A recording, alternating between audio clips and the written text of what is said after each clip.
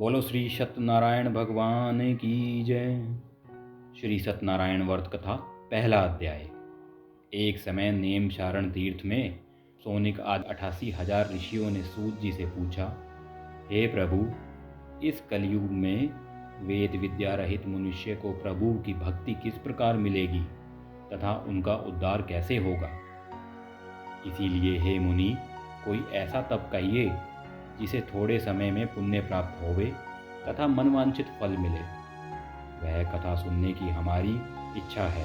सर्वशास्त्र ज्ञाता श्री सूत जी बोले, हे वैष्णवों में पूज्य, आप सबने प्राणियों के हित की बात पूछी है।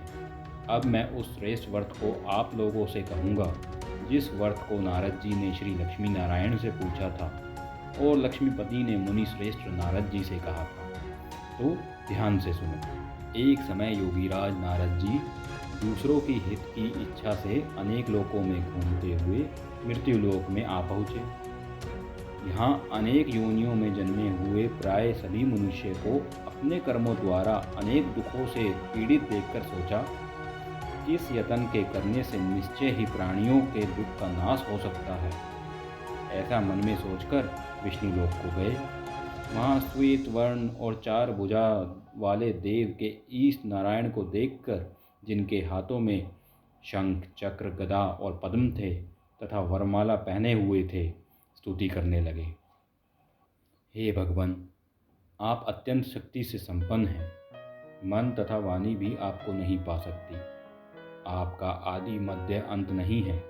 निर्गुण स्वरूप सृष्टि के आदि भूत व भक्तों के दुखों को नाश करने वाले हो, आपको नमस्कार है। नारद जी की इस प्रकार की स्तुति सुनकर विष्णु भगवान बोले, हे मुनि श्रेष्ठ, आपके मन में क्या है? आप किस काम के लिए आए हैं? निसंकोच कहो। तब नारद मुनि बोले, मृत्यु लोक में मनुष्य जो अनेक योनियों में पैदा हुए हैं, अपने अपने कर्मों द्वारा अनेक प्रकार के दुखों से दुखी हो रहे हैं। हे नाथ, मुझ पर दया रखते हो तो बतलाएं कि उन मनुष्यों के सब दुखों को थोड़े से ही प्रयत्न से कैसे दूर हो सकते हैं।